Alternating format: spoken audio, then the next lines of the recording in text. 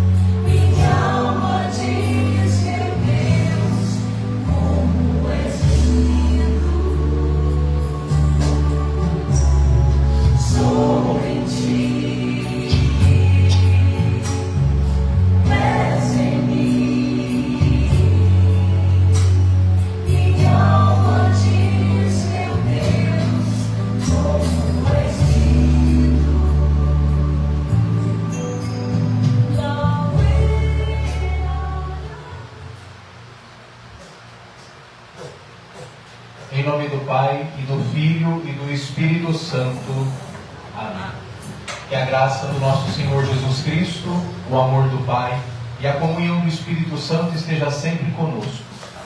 Bendito seja Deus que nos reuniu no amor de Cristo. Estamos hoje reunidos, nessa noite de quinta-feira, para celebrar a ceia do Senhor. O momento da vida de Jesus, aonde Ele vai assim pedir que a gente celebre a sua memória. E é o que a gente faz todo fim de semana, todo domingo. E hoje, de maneira especial, rememorando esse dia onde Jesus reúne os seus discípulos e faz a sua última ceia com eles. E sobre o sentido profundo dessa passagem, dessa ação de Jesus, que nós vamos refletir hoje. Mas para que possamos celebrar esse momento com um coração mais puro diante de Deus, vamos reconhecer as nossas falhas, os nossos pecados, reconhecer que precisamos mudar, precisamos melhorar como pessoas. Vamos fechar os olhos nesse momento, nos colocando diante de Deus com humildade, com um coração contrito. Peçamos perdão a Ele, por muitas vezes não correspondermos ao seu amor,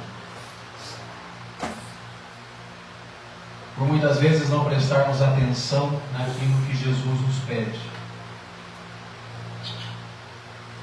por muitas vezes não fazermos aquilo que Jesus quer que a gente faça, e que é algo muito simples, que é amar o nosso semelhante. Então, por tudo isso, por saber que muitas vezes somos desatentos ao querer de Deus em nossas vidas, e às vezes nem percebemos a ação de Deus na nossa vida, vamos pedir perdão a Ele pelos pecados que nós cometemos.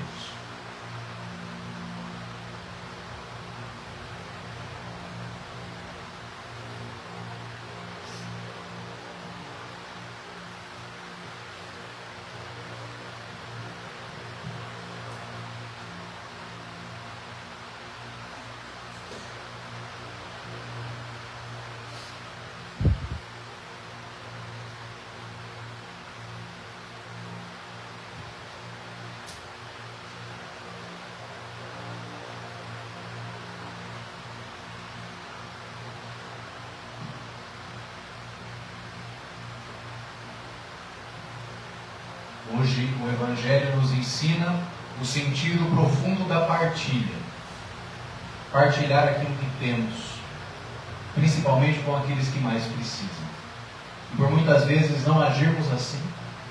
Digamos todos juntos: Senhor, tende piedade de nós. Senhor, tende piedade de nós.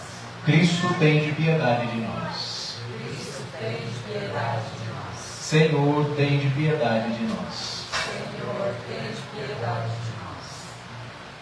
Deus eterno e todo amoroso, rico em misericórdia, tende compaixão de todos nós, perdoe os nossos pecados e nos conduz à vida eterna.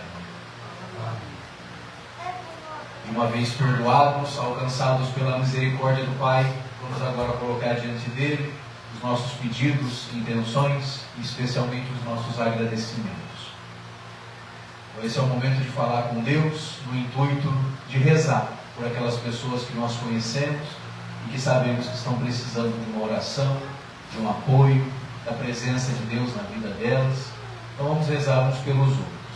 E se alguém tiver alguma intenção, a gente rezar junto, esse é o momento.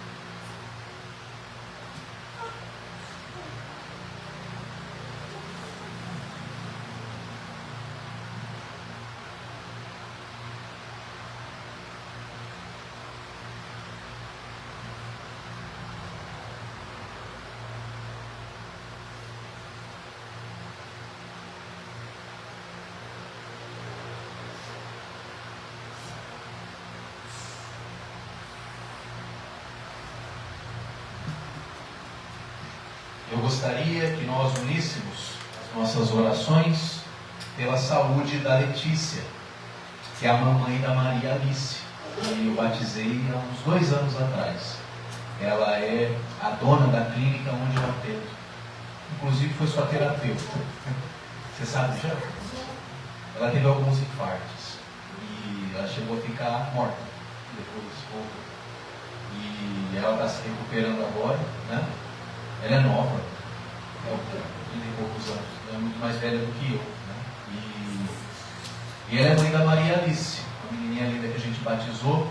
Ela é esposa do Urias e ela está passando um momento muito difícil. Ela é jovem, teve esse problema do coração, vai ter que colocar lá, já colocou. Ela me explicou lá, mas eu não lembro. Não é. Ceder alguma coisa. É um aparelho que vai ajudar ela nesse processo, né? Mas foi um susto, né?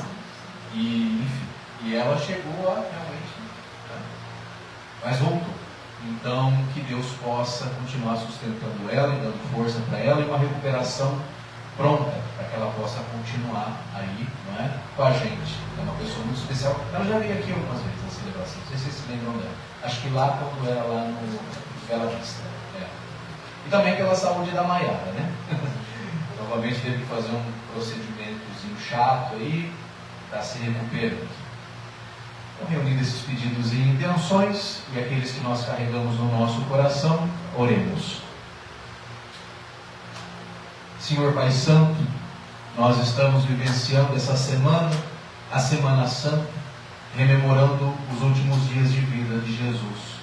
E queremos, junto dele, vivenciar cada momento, os momentos felizes e os momentos tristes, para que possamos também incorporar na nossa vida aquilo que ele viveu, na mesma santidade e no mesmo amor. Amém. Podemos nos sentar.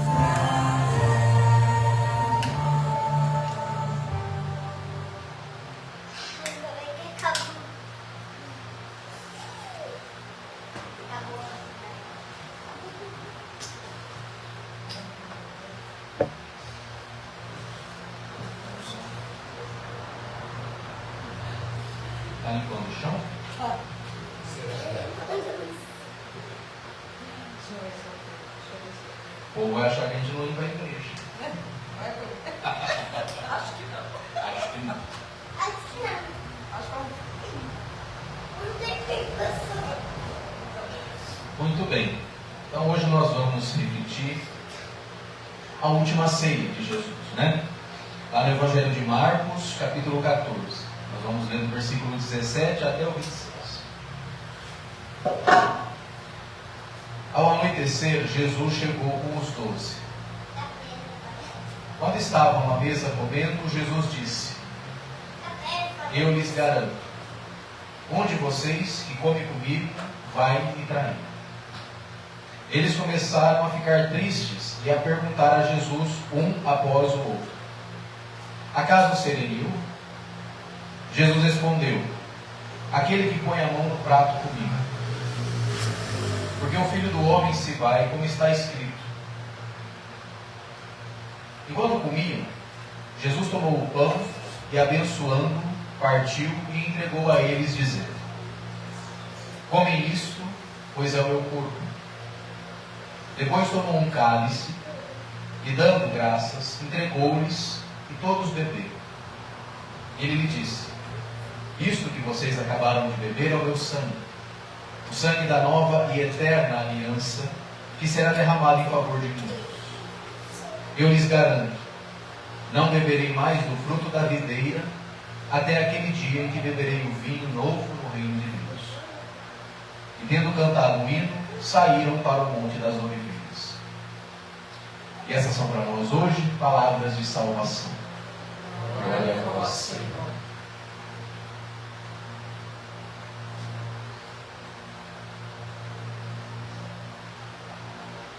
Muito bem. Então vamos refletir um pouquinho sobre o sentido da última ceia de Jesus. E entendendo bem o sentido da última ceia, a gente também consegue entender o que é que a gente faz todo fim de semana naquilo que a gente chama de missa. Filho, não mexe aí não.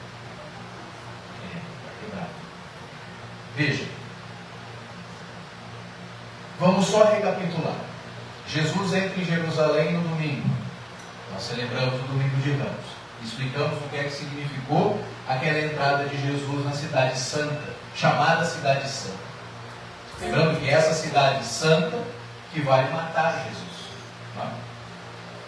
E existe uma passagem também no Evangelho, quando Jesus está se aproximando de Jerusalém, ele chora. É a segunda vez no Evangelho que Jesus se emociona. Primeiro é quando Lázaro morre. A segunda é quando ele se aproxima de Jerusalém, olha aquela cidade e chora. E essa deveria ser também a nossa reação, não é? Ao olhar os grandes centros religiosos e os grandes lugares onde a religião chama de santo. O que faz com que as pessoas se comovam no sentido positivo, muitas vezes, Jesus nos mostra que deveria fazer com que a gente se incomodasse, se comovesse no sentido negativo. Porque no fundo, o que Jesus nos ensina é que em nome daquilo que se diz santo, não é? Cometem-se as maiores barbaridades da terra. Por exemplo, as guerras santas. Qual era o nome que se dava às guerras promovidas pela igreja? Guerra santa. É a ideia de que a minha doutrina, a minha religião é mais santa que a sua. A minha terra é mais santa que a sua. O meu povo é mais santo que o seu. Então veja, Jesus diante da terra santa, da cidade santa, se emociona e se comove. Porque sabe que ali acontecem os maiores assassinatos em nome de Deus. E é o que vai acontecer com ele. Jesus é morto, assassinado, em nome de Deus. Vocês sabiam disso? É, em nome de Deus. É em nome do Deus de Abraão, de Isaac, de Jacó, que Jesus foi morto. Porque, segundo as autoridades judaicas, Jesus blasfemou contra esse Deus. Quando, por exemplo, ele não cumpriu as normas que os homens inventaram em nome desse Deus. Ou quando ele, por exemplo, disse que não é o sábado que foi feito, que não foi o homem que foi feito para o sábado, mas o sábado foi feito para o homem, colocando o ser humano no centro de tudo. E o ser humano como o local primeiro que Deus habita. Tá? Então hoje, ao falar da última ceia de Jesus, nós estamos falando do quê? Estamos falando de lugares teológicos. O que são lugares teológicos? São lugares onde Deus habita. Se Deus não habita em locais físicos, em templos, em santuários, né? E é isso que diz Jesus, né? Deus não habita. O Atos dos Apóstolos também, depois, Deus não habita em santuários feitos por mãos de homens. Se Deus não habita em santuários, Deus não habita em locais geográficos, Deus não tem terra e Deus não tem povo, então a pergunta que fica é, então, quais lugares nós encontramos Deus? Se não, aqueles que a religião nos ensina. A resposta está nos evangelhos. Há alguns lugares onde Deus está. Esses lugares não são bem lugares físicos, são lugares teológicos. Qual é o lugar teológico por excelência aonde Deus habita, segundo Jesus? O coração do homem, exatamente, né? Jesus vai dizer que o reino de Deus não vem com aparência externa, ou seja, não vem como os judeus esperavam que viesse, né? Pelas nuvens do céu, através de algo miraculoso. Não vai, o Messias não vai pousar no pináculo do templo, como era a tradição e o que eles esperavam. Jesus vai dizer que o reino de Deus não vem com aparência externa, mas o reino de Deus habita e está dentro de vós. Então Jesus coloca Deus dentro do coração do ser humano. O homem é o lugar, e a mulher, o ser humano, é o lugar por excelência onde Deus habita. Esse é o principal. Agora, para Deus habitar esse ser humano na sua potência máxima, digamos assim, esse ser humano precisa amar o próximo. É isso? Deus habita todo mundo. E todos nós somos filhos dele. Até aquela pessoa que é a pior pessoa do mundo é filho de Deus também. Até o pior crápula do mundo é filho de Deus também. Deus habita nele, Pai? Sim, habita nele. Ele tem consciência disso e vive de acordo? Não. Aí é outra história. Mas que Deus o habita, Deus o habita. De uma forma misteriosa. Só que Deus respeita a nossa liberdade. E é por isso que Ele não faz por nós o que nós mesmos podemos fazer. O melhor exemplo que existe disso, a melhor forma que a gente tem para entender essa situação é simples. Eu acho que todo mundo aqui que tem carta e dirige já levou alguém no banco do passageiro, sim ou não? Você que está guiando, né? Você que está no volante e o passageiro está do lado. O passageiro pode dizer para você, seu Luiz, vai por aqui e você vai chegar mais rápido. Vai por ali que o caminho é melhor. Não vai por ali não, porque você vai se dar mal. Mas quem está no volante é você que toma a decisão. A nossa relação com Deus e com Jesus é a mesma coisa. Jesus nunca, veja bem, Jesus e Deus nunca vai tirar o volante da tua mão. Ele vai dizer para você por onde você tem que ir, o que você tem que fazer, como você tem que fazer, mas pegar o volante da sua mão jamais. É isso que as pessoas não entendem. Certo? Então, o lugar por excelência que Deus habita é o coração do ser humano, que não significa dizer que todo ser humano tenha consciência disso e viva de acordo. Por isso que Jesus nos pede conversão. E o que é conversão? É isso. É voltar-se para dentro de si mesmo, não para enxergar você lá dentro, mas para enxergar Deus lá dentro. Essa é a questão. Esse é o principal lugar teológico. Isso é um escândalo. Isso é um escândalo hoje, e isso é um escândalo há 2000 anos, quando Jesus viveu. Quando Jesus disse isso, e ele não apenas disse isso, porque se no domingo ele entra em Jerusalém, nós já conversamos sobre o significado do que ele fez. Na segunda-feira, segundo os evangelhos, ele vai demonstrar isso que eu estou dizendo aqui em ato. Porque falar às vezes não basta. Então o que ele vai fazer? Ele vai pegar um chicote É uma cena maravilhosa dos evangelhos. Ele pega um chicote, diz o evangelista João, e começa a derrubar a mesa, não é? No templo de Jerusalém. Ele faz um ato revolucionário, rebelde, dentro do templo de Jerusalém. Aliás, na entrada do templo. O chamado Pátio dos Gentios, que é onde ficava a entrada principal.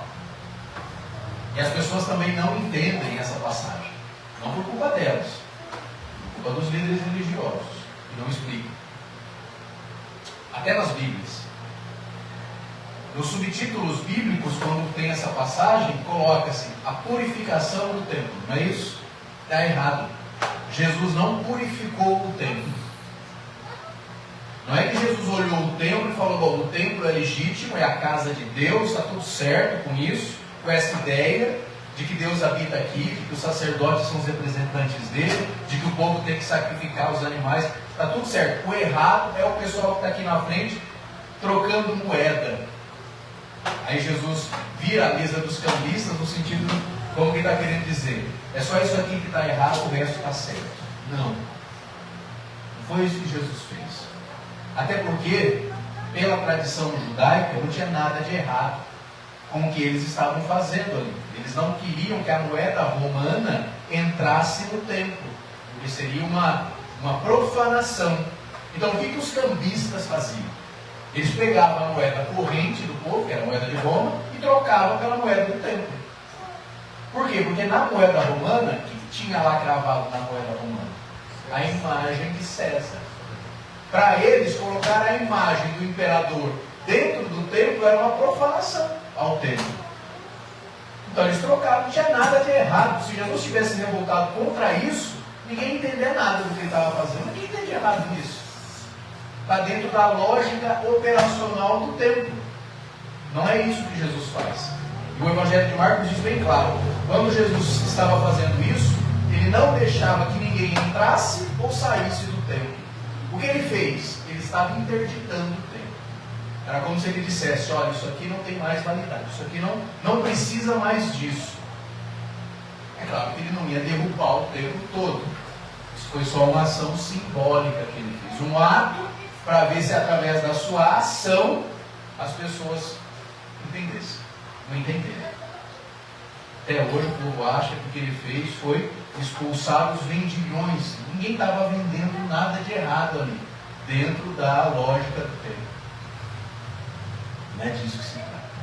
Ele simbolicamente destruiu o templo. E ele disse que faria isso. Lembra daquela passagem? Quando ele está em diálogo com os fariseus, ele diz assim: destruam esse templo e eu o reerguerei em 3 dias. E aí eles falam: poxa, mas 50 anos foi necessário para erguer esse templo e você vai reerguer ele em 3 dias? Jesus está mostrando o quê? Que o verdadeiro templo não é aquele de pedra, mas ele. Tem a ver com a ressurreição no terceiro dia. Então, assim, é muito nítido isso e muito claro. Embora as pessoas relutem e os líderes religiosos, por conveniência, porque todos eles, ou a maioria deles, ou a imensa, esmagadora maioria deles, vive do templo, não é? Olha, de onde é que eles tiram o sustento deles? Do templo, do dízimo, não é? Então, como é que eles vão pregar contra algo que é o sustento deles? Pois é, mas Jesus fez isso. Fechou, interditou. Isso na segunda-feira. Depois Jesus começa a travar embates teológicos com as autoridades judaicas sobre assuntos que tinham a ver não só com questões religiosas, como por exemplo a vida depois da morte, mas também sobre questões práticas e políticas. Daí Jesus entra naquela discussão sobre imposto, é lícito ou não é lícito. Segundo os evangelhos, isso foi na terça-feira. E aí Jesus vai dizer: não é lícito. Por isso que o Evangelho de Lucas depois vai dizer que uma das acusações que pesou sobre Jesus foi negar pagar tributo a Roma. Na quarta-feira, Jesus está na casa de um amigo dele. Segundo o evangelista João, é a casa de Lázaro. Embora os sinóticos digam que é a casa de um tal de Simão, o leproso. Fica em Betânia essa casa. E aí Jesus está ali e acontece uma cena muito curiosa. De repente, não mais do que de repente, uma mulher chamada Maria, que ninguém sabe bem quem é. O Evangelho dá a entender que é a Maria, irmã de Marta, mas há quem diga que era Maria Madalena. O Evangelho não diz, isso é uma Maria. Chega diante de Jesus, começa a lavar, não é? A ungir Jesus com um óleo, um unguento lá, que era uma especiaria da época, usada para embalsamar cadáveres. Então essa mulher pega esse unguento e começa a ungir Jesus, é um unguento muito perfumado, muito caro. E depois ela chora diante dos pés de Jesus e enxuga os pés dele com os cabelos. É uma cena muito curiosa isso, porque no primeiro século, na Palestina, na cultura judaica, uma mulher não podia soltar o cabelo na frente de um homem, a não ser que fosse seu marido. E essa mulher faz isso com Jesus. Então é uma mulher que tem muita intimidade com Jesus. Isso desperta a ira de um apóstolo dele, Judas Iscariotes, que é aquele que vai trair. E Judas diz assim: nossa, desperdiçando esse perfume aí, poderíamos vender isso e dar para os pobres. Bem intencionado Judas, né? Mas no fundo, é porque eu acho que ele deve ter entendido o que ela quis dizer. Por que essa Maria coloca esse unguento na cabeça de Jesus? Porque ela já entendeu qual é o destino e a missão de Jesus. É a morte e a ressurreição. Não o triunfo e o poder como querem os outros.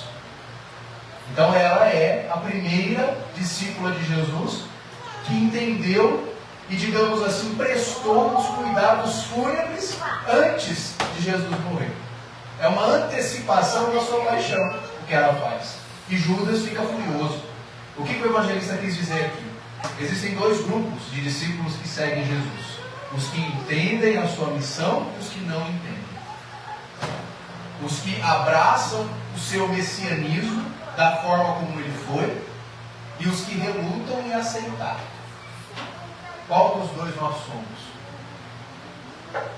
Será que de fato nós aceitamos Jesus como Messias, a maneira como ele é o Messias? Não o Messias que triunfa, não o Messias glorioso, não o Messias poderoso, mas o Messias humilde, manso e morto na cruz. Eu arrisco dizer que o próprio cristianismo não aceita isso. Não. Diz que aceita, mas ainda espera ele voltar glorioso. Não é isso que diz? Que aceitação é essa? Isso na quarta. Na quinta-feira, nós estamos celebrando agora, Jesus ele decide fazer uma ceia de despedida com os seus discípulos. Por quê? Porque Jesus já sabia que as autoridades romanas estavam na sua porta. Então ele reúne o grupo dele na casa desse mesmo Simão, o leproso. Olha que interessante. No tempo de Jesus, a lepra era uma doença que excluía a pessoa do convívio com os outros. Tá certo? Era uma pessoa vista como uma pessoa amaldiçoada. E Jesus está comendo na casa de um homem conhecido como o leproso. Não é o ex-leproso, é o leproso. Então é alguém que tem lepra. É um excluído. E Jesus está na casa desse homem, comendo na casa desse homem. Isso para nós hoje pode parecer pouca coisa, mas já mostra quem é Jesus. E já mostra com quem Jesus está convivendo, com os excluídos e os marginalizados. E é na casa desse homem, desse Simão, o leproso, que Jesus vai fazer a última ceia dele. Então o que Jesus quis transmitir quando ele reuniu os seus discípulos e ceou com eles uma última vez? E durante a ceia ele disse: olha, todas as vezes que vocês comerem esse pão é o meu corpo, todas as vezes que vocês beberem esse vinho é o meu sangue. E vocês fazem isso em memória de mim. Não tem nada a ver com o que a gente aprendeu. O que a gente aprendeu? no cristianismo. Que Jesus, quando fez isso, né, ele estava, como eu posso dizer, criando ali a missa, digamos assim, institucional. Né?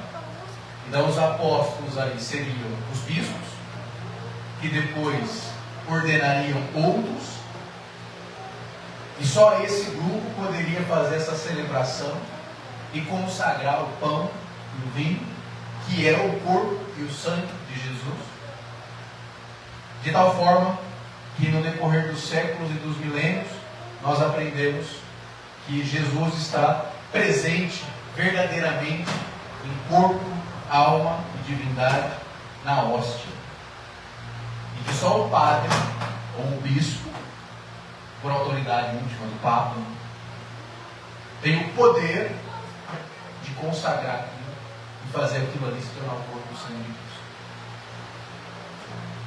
Está tudo errado. Não é isso.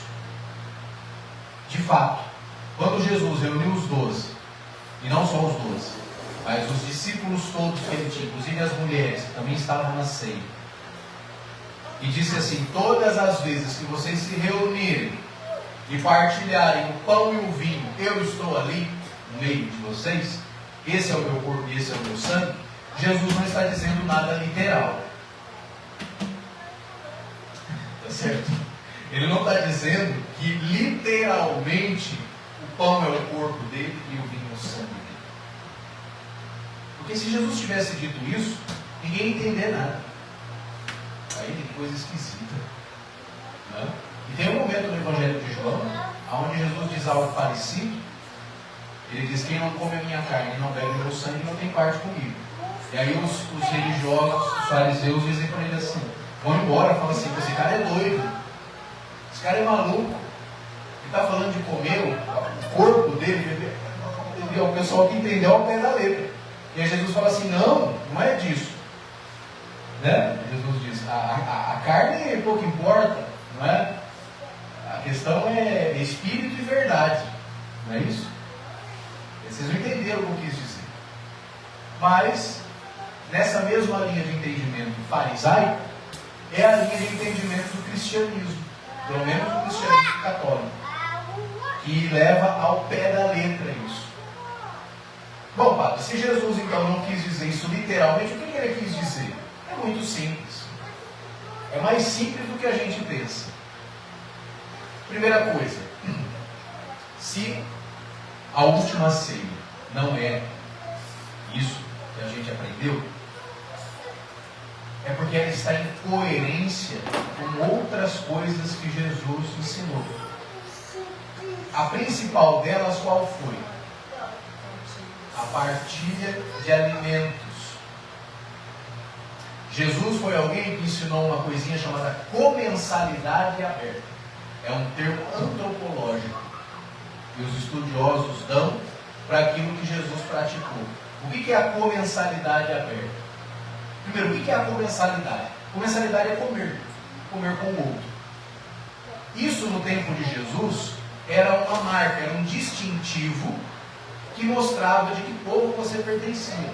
Então, por exemplo, se o Celso fosse um judeu, e um judeu da classe A, ele só podia comer com judeus da classe A. Se ele fosse um judeu da classe C, camponês, que é Jesus, ele só podia comer com camponeses. Você não podia compartilhar o alimento, a mesa, dividir a mesa, com quem não fosse do mesmo grupo social que o seu. Então era impensável para um judeu, por exemplo, comer com alguém que a religião judaica colocava como impuro. Um exemplo, um leproso. Jamais um judeu sentaria-se à mesa com um leproso, ainda que esse leproso fosse judeu. Ele é um judeu amaldiçoado. Ele foi castigado com a lepra. Alguma coisa ele fez, senão nessa vida, na outra. Então eu não me sento à mesa com quem é impuro. Eu, como judeu, não me sento à mesa com o pagão, com aquele que não tem a mesma crença que eu. Eu, como um judeu, não me sento à mesa com um palestino, vamos colocar na realidade de hoje, né? É a mesma ideia de que eu sou santo, eu sou puro, eu sou imaculado, eu sou perfeito. O outro não, o outro é um pecador, miserável. O máximo que eu posso fazer por ele é orar por ele, e de longe ainda. E Jesus, então, ele advoga outro tipo de comensalidade, que é a comensalidade aberta, ou seja, sentar-se à mesa com qualquer um mesmo, e especialmente aqueles que eram excluídos e marginalizados. E as pessoas não se dão conta que a última ceia que ele faz é na casa de um leproso, para mostrar que Deus não tem essas diferenciações. Deus não tem essas diferenciações. Para Deus todo mundo é igual. Todos nós somos filhos e filhas dele. Não importa a minha condição social e nem a doença que eu tenho. Isso não tem nada a ver com Deus. Isso tem a ver com circunstâncias da vida, com acasos, e com genética, e com epigenética, e por aí em diante. Mas com Deus não. Deus está fora disso aí. Agora, independente de quem eu seja, ou do que eu tenha ou não tenha, o que é que Deus espera de mim? Que eu não faça distinção e nem acepção de pessoas. Mas que eu enxergue em cada ser humano um filho de Deus. Até naquele que é o oposto de mim. É filho de Deus. Ué, um mesmo pai, uma mesma mãe, não tem filhos diferentes uns dos outros? Não é? Às vezes você olha os seus filhos e fala, não parece que veio do mesmo lugar. Não é? Porque um é de um jeito, o outro é do outro. Mas é filho do mesmo jeito. Filho do mesmo jeito. Então, em primeiro lugar, qual é o sentido primário da última ceia de Jesus? Comensalidade aberta. É dizer que Jesus foi aquele que sentou-se à mesa com todos. Com o pecador e o santo. Com o puro e o impuro. Com o são e o doente. E mais do que isso, como é que começa a última ceia? É Jesus jogando uma bomba. Aliás, imagina o climão dessa última ceia. Isso aqui está ótimo. Isso aqui é ótimo. Perto que foi a última ceia de Jesus. Imagina o climão. Ele já começa a ceia, antes de comer, diz assim, olha, um de vocês vai me comer. Joga uma bomba. A comida deve ter descido quadrada. Alada. E o pior não é isso. Quando ele diz assim, um de vocês vai me trair, a reação dos outros é começar a se perguntar, acaso serei eu? Porque todos são potencialmente traidores. No fundo, todos ali, com exceção das mulheres, é isso que diz os evangelhos, estavam decepcionadíssimos com Jesus. A gente não largou casa, família, bens, negócios, para seguir esse cara aí que está prestes a morrer na cruz. Foi para isso que a gente veio. Tem gente ainda hoje que é esse tipo de discípulo. Eu não sigo Jesus para ele não me dar o que eu peço, para ele não me curar da minha doença, para ele não me dar bens e prosperidade. É a mesma mentalidade. Exato. É o mesmo tipo de discípulo, cara. Não mudou nada. E aí Jesus vai dizer assim, um de vocês vai me trair. Aí eles começam a trair, será que sou eu? Será que sou eu? Acaso serei eu? Um bando de 5, não? Aí Jesus diz assim, não, é aquele lá que tiver com a mão no prato junto comigo. E é interessante porque Jesus, mesmo sabendo do potencial traidor, ele não exclui esse traidor da ceia. Mostrando que ele amou eles até o fim. Mesmo com a cabeça dura deles, mesmo com a fraqueza deles, mesmo com a falta de discernimento, Jesus não expulsou Judas da ceia. A única coisa que ele diz no Evangelho de João é: o que tens de fazer, faz-o depressa. Só isso que ele diz. Ele não diz não faça, ele não diz pelo amor de Deus, não entrega, não é? Ele não tenta convencer Judas do contrário, ele só diz assim: o que você tem que fazer, faz logo. Isso é um ensinamento para nós também, não é? que a gente sente que tem que fazer, seja bom ou ruim, faz depressa. Não fique enrolando, não é? E aí depois ele ceia com os seus discípulos, os que ficam. E ele diz, olha, todas as vezes que vocês se reunirem, lembrem-se de mim e lembrem-se daquilo que eu ensinei. De que é preciso partilhar tudo aquilo que nós temos. O segundo sentido, portanto, da ceia, o primeiro é a comensalidade, o segundo é a memória de Jesus. Ele quis ser rememorado, ele quis ser lembrado através de um ato de partilha. E aqui ele nos ensina também. Ele quis ser lembrado assim. E é isso que a gente faz, simbolicamente, em toda a celebração. A gente relembra a última ceia de Jesus. Mas é um ato simbólico. Só para a gente se lembrar. Se a gente não viveu o que ele pediu, não adianta de nada. Não é? É só um teatro, é só uma encenação. E muitas vezes é. E algumas até muito bonitas. Não sei se vocês viram a do Papa. Coisa maravilhosa. Né? Mas se depois não vive aquilo, não adianta eu dizer no Pai Nosso que o pão é nosso, o pão nosso, e depois viver como se o pão fosse só meu. Tanto que Mateus, Marcos e Lucas narram a última ceia. Esse episódio. João, que já escreve lá no século II, está acabando já, está com sono. João, que já escreve lá no século II, ele não narra a última ceia. E é curioso isso. Por que João não narra a última ceia? A gente pode deduzir através das cartas de Paulo. Paulo foi um escritor que escreveu logo pouco tempo depois que Jesus morreu. Cerca aí de uns 20 e poucos anos depois. E Paulo já fala que a ceia do Senhor, que estava sendo celebrada em alguns lugares, era motivo de escândalo. Sabe por quê? Porque o povo se reunia para celebrar a ceia, aí um trazia um monte de coisa, que podia mais, o outro não trazia nada, porque era pobre. E o que trazia muito não dividia o que trazia muito. E os que traziam muito se enveredavam. Era muito mais divertido do que a nossa. E os que traziam muito se enveredavam. E os que não traziam nada ficavam às vezes embora com fome. E aí Paulo falou, olha, chega. O que é isso? Isso é a ceia do Senhor? Foi isso que Jesus ensinou? É desse jeito que a gente tem que fazer? Não. Então me parece, não é, que já desde o começo do movimento de Jesus, do que a gente chama de cristianismo, o povo começou a trocar as mãos os pés pelas mãos. E por isso que João, escrevendo o seu evangelho já no segundo século, no início do segundo século, ao invés de relatar a ceia, ele coloca Jesus fazendo outra coisa. O que é? Lavar pés.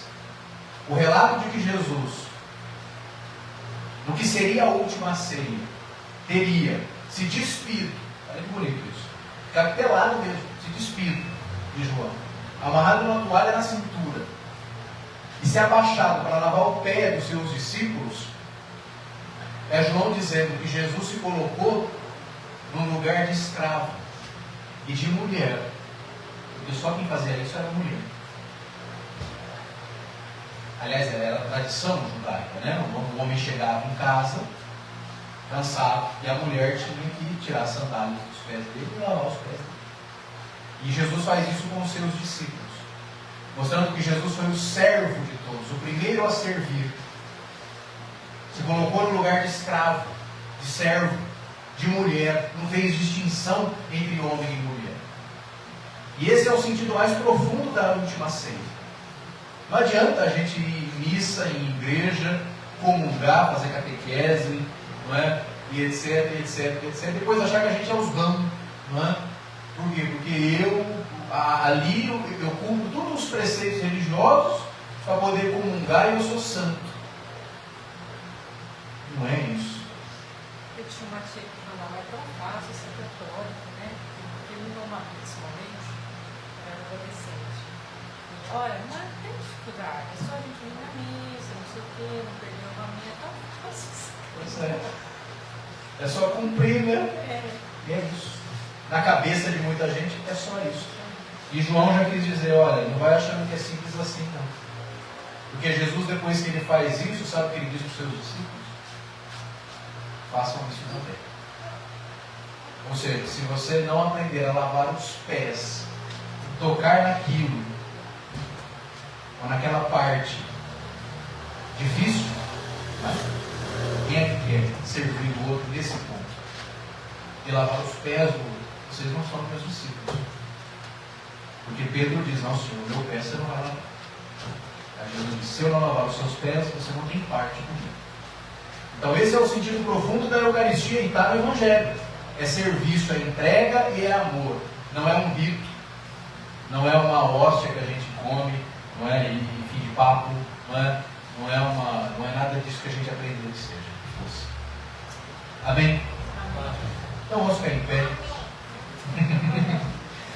E vamos professar a nossa fé, dizendo todos juntos: cremos em Deus, Pai e Mãe, todo amoroso.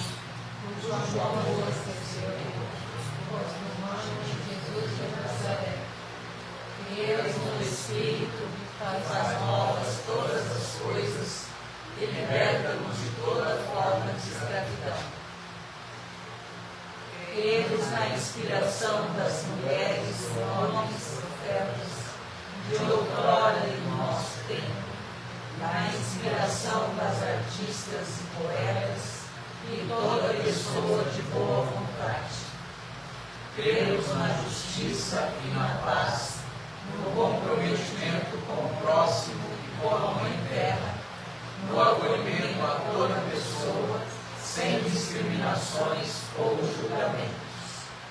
Cremos na partilha, na vida comunitária, no pão para todos, na bondade de Deus, na humanidade de Jesus e no reino de agora e no que há de vir. Amém. Bom, e para mostrar assim, simbolicamente que o padre não tem nenhum poder especial, que vocês não têm, que nenhum seguidor de Jesus tem, eu queria que vocês se aproximassem aqui da nossa mesa, do nosso altar, para consagrar junto comigo essa Eucaristia especial. Você está fazendo um círculo.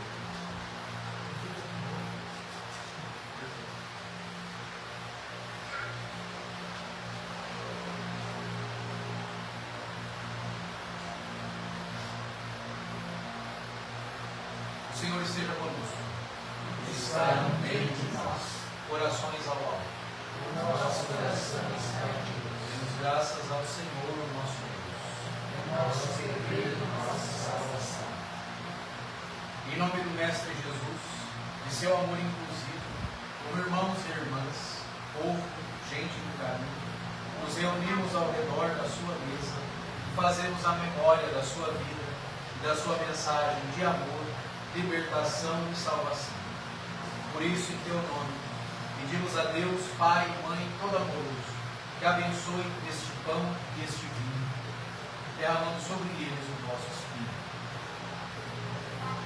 Na noite que ia ser entregue, enquanto ceava com seus amigos e amigas, Jesus tomou o pão, deu graças, o partiu,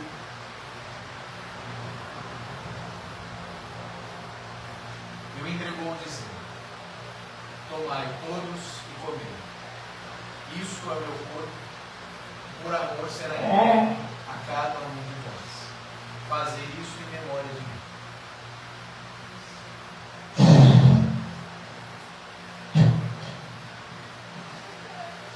Assim eu tenho que participar da ceia também.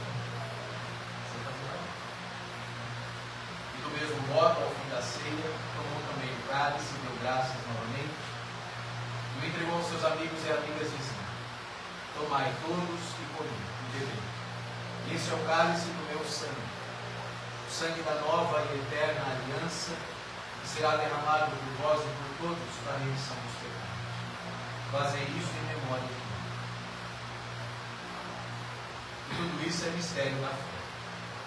Anunciamos, Senhor, a vossa morte e proclamamos a vossa ressurreição Vinde, Senhor Jesus.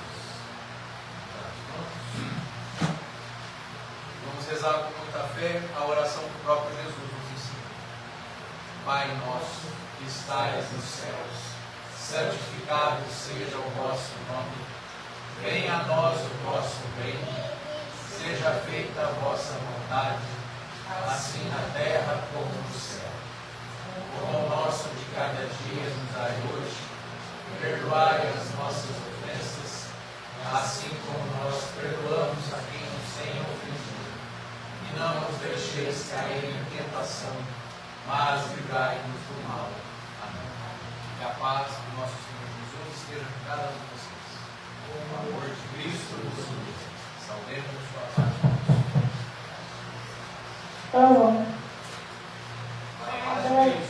Pai de Cristo.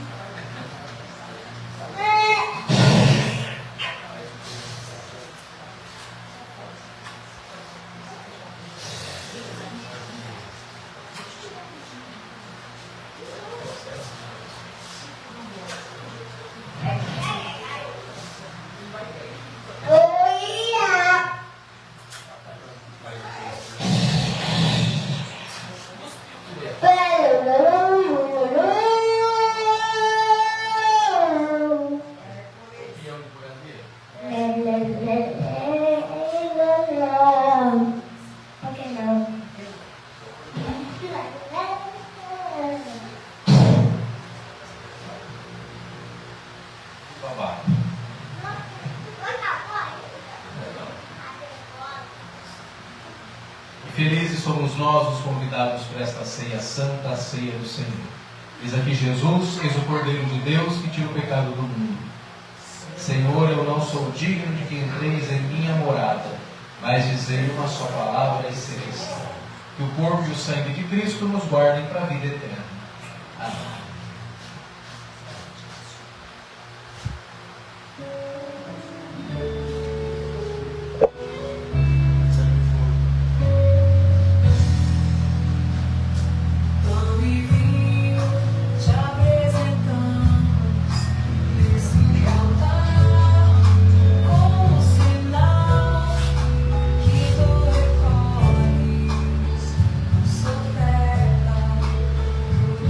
Sou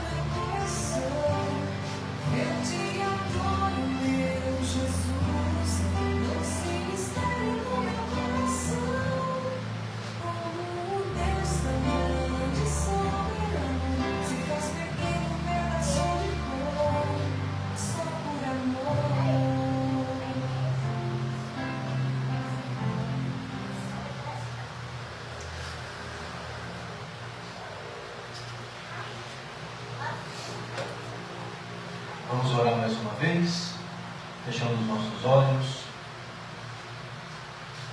Ó Pai, nós te agradecemos por esse momento, onde nós rememoramos, revivemos um pouquinho do que foi a última ceia de Jesus. E possamos, a exemplo dele, deixar na nossa memória no mundo, e uma memória que nos remeta à partilha, ao amor, à fraternidade. E cada Eucaristia que nós recebermos na nossa vida seja um estímulo a mais para que a gente possa ser uma verdadeira Eucaristia na vida das pessoas, alimentá-las no corpo, na alma e na fé. Amém. Muito bem, então nós resolvemos aqui fazer a nossa celebração da Páscoa no sábado. Vamos tentar, tá certo? Já que o domingo não vai ter quórum, vamos tentar no sábado. Sábado às 18, então. Fechou? Combinado? Ok? Então a gente faz assim, tá bom? Olha, ainda bem que é de mentirinha essa vela, hein? Legal, obrigado. O Marcos entregou que a nossa vela é mentira. Já tinha acertado. Já tinha saído há muito tempo. O Senhor esteja conosco. Ele está no meio de nós. Abençoe-nos o Deus que é todo amoroso, Ele que é Pai, Filho e Espírito Santo. Amém. Eu desejo a todos um ótimo restinho de semana. Vamos em paz, que Jesus nos acompanhe. Graças a Deus.